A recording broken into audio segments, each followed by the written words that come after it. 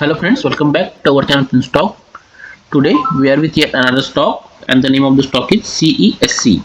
So CESC was incorporated in 1978 and this company is in the business of generation and distribution of electricity. तो ये company electricity generation और distribution के business में है. It is a flagship company of RP Sanjay Goenka group. It is the first fully integrated electricity utility company with private participation in generation, transmission and distribution of electrical power. So ये generate करती है, transmit करती है और distribute भी करती है electricity को in Kolkata, Hooghly, Howrah, north and south 24 Parganas in west Bengal. So west Bengal में जनरली ऑपरेट करती है कंपनी.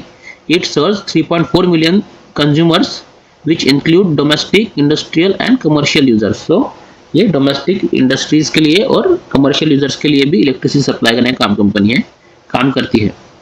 अगर हम इसके पावर प्लांट देखते हैं, कंपनीज टी&डी business that is transmission and distribution business is spread across Kolkata, greater Noida, Rajasthan and Chandigarh. Its 2.1 gigawatt thermal capacity is located in West Bengal. Company owns and operate 2 thermal power plants in its licensed area generating 885 megawatt of power. These are Badge Generating Station 750 megawatt and Southern Generating Station 135 megawatt within its licensed area. Apart from this, company has commissioned Haldia thermal plant which is 600 megawatt project at Haldia. Also, company's 2 embedded generating station along with power from Haldia and Asansol accomplish around 90% of its consumer electricity requirement and remaining 15 to 10% is purchased by purchase of electricity from other sources. So ये जो है ये इसका profile है. अगर distribution network देखते हैं, CESC has its distribution network of EHV 220 kV and 132 kV and HV that is high voltage 33 kV and 11 kV and 6 kV. And low voltage LV is 0.4 kV level of supply power to its consumers. The distribution system comprises 666 kilometers of EHV lines, 8726 circuit kilometers of high voltage lines and 13,798 circuit kilometers of low voltage lines in interconnect 27 substations. So ये जो company है इसका joint venture है CESC and Noida power company limited. 73% joint venture of CESC are the sole power distributing license for the Kolkata and greater Noida region with validity up to September 2038 and August 2023 respectively. The operations are on cost plus tariff regime with opportunity to recover the cost incurred.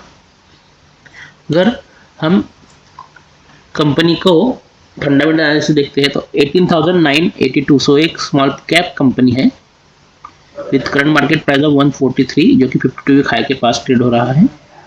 Book value 86.8 है. So price to book 1.65, एक काफ़ी अच्छा price to book है, ज़्यादा महंगा भी नहीं है.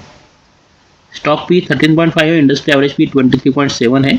सो अदर इसके जो पीयर से इससे थोड़ा सस्ता मिल रहा है. डेट टू इक्विटी 1.22 है जो कि एक ज़्यादा है debt to equity. Profit growth 5.62 है. ROCE 11.4, ROE 12.2 है. डिविडेंड यील्ड काफ़ी अच्छा है 3.14. अगर हम इसका ग्राफ देखते हैं तो कंटिन्यूसली 50 डे मूविंग एवरेज के ऊपर ये ट्रेड हो रहा है. और अगर आप देखेंगे तो ऑलमोस्ट नवंबर महीने से इसमें काफ़ी अच्छा वॉल्यूम भी हमें दिखाई देता है. अगर हम कंपनी के प्रोस एंड कॉन्स देखते हैं, stock is providing good dividend yield of 3.14. Company has been maintaining healthy dividend of 44.6%. और कॉन्स अगर देखते हैं तो company has delivered poor sales growth of 6.75% over the past 5 years. Company has low return on equity 13.1% last 3 years. Earning before other income of 1910 crore. So ये इसके कुछ cons है. अगर हम इसके पीयर देखते हैं तो सब पावर जनरेटिंग एंड ट्रांसमिशन और डिस्ट्रीब्यूशन वाली कंपनीज है ये.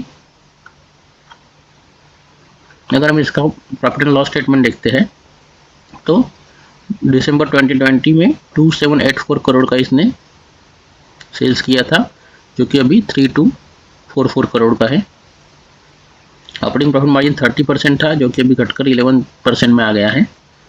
इसकी वजह से प्रॉफिट जो है वो 338 करोड़ था, जो कि अभी 301 करोड़ है। तो प्रॉफिट में भी उसकी वजह से ये ऑपरेटिंग मार्जिन कम होने की वजह से थोड़ा डाउन हमें दिखता है। अगर हम ईयरली स्टेटमेंट देखते हैं 2012 से लेके अब तक का, तो ऑलमोस्ट 3 टाइम्स हो गया है। 5,892 करोड़ का जो सेल्स था वो 15,000 करोड़ के आसपास पहुंच गया है। प्रॉफिट मार्जिन जो 18% था वो 15% है, जो कि ऑलमोस्ट मेंटेन्ड है।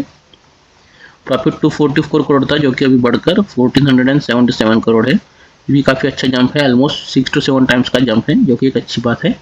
और डिविडेंड भी काफ़ी अच्छा कंपनी है, दे रही है।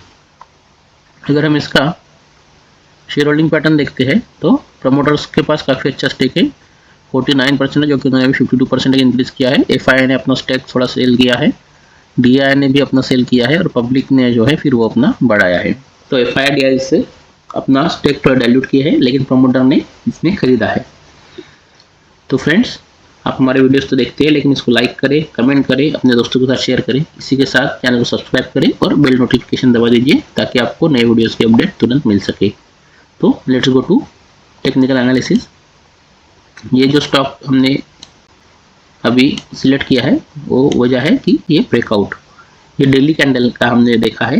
अगर आप देखते हैं तो एक काफ़ी अच्छा रनअप के बाद यहाँ पे कुछ देर स्टॉक ने कंसोलिडेट किया, उसके बाद ये इसमें एक काफ़ी अच्छा ऑलमोस्ट 5% का डाउनफॉल देखने को मिला, और अभी फिर से स्टॉक इसके ऊपर ट्रेड कर रहा है। ये जो लेवल था ब्रेकआउट का उसके ऊपर, इसके लिए हमने इसे सिलेक्ट किया है। लेकिन आज की जो कैंडल है वो थोड़ी कंसर्निंग है। इसके ऊपर की साइड इसको काफ़ी लंबा वीक है, शैडो है। तो एक्चुअली यहाँ पे हम कह सकते हैं कि सेलर यहाँ पे एक्टिव है। तो जब ये स्टॉक ये 150 के ऊपर निकलेगा, उसके बाद हमें इसमें बाइंग करना है with the stop loss of this level, which is 140 के आसपास आएगा। तो आप इसको आपके वॉच लिस्ट में रख सकते हैं, और जैसे ही स्टॉक 150 के ऊपर निकलता है तब हम इसमें नया बाइंग कर सकते हैं। और अगर कोई एग्रेसिव ट्रेडर है तो वो अभी भी इसमें बाय कर सकता है, लेकिन उसको फिर स्टॉप लॉस रखना पड़ेगा ये 129 का। और जैसे ही ये स्टॉक 145 के ऊपर जाता है, इसमें आप नया बाइंग एक इनिशिएट कर सकते हैं, फर्स्ट स्टेज बाइंग। वो स्टॉप लॉस ये रखना पड़ेगा 129 के आसपास का, और फिर जैसे ऊपर जाएगा हम उसको फिर से ऐड ऑन करते जाएंगे। तो अभी के लिए इतना ही फ्रेंड्स, थैंक यू।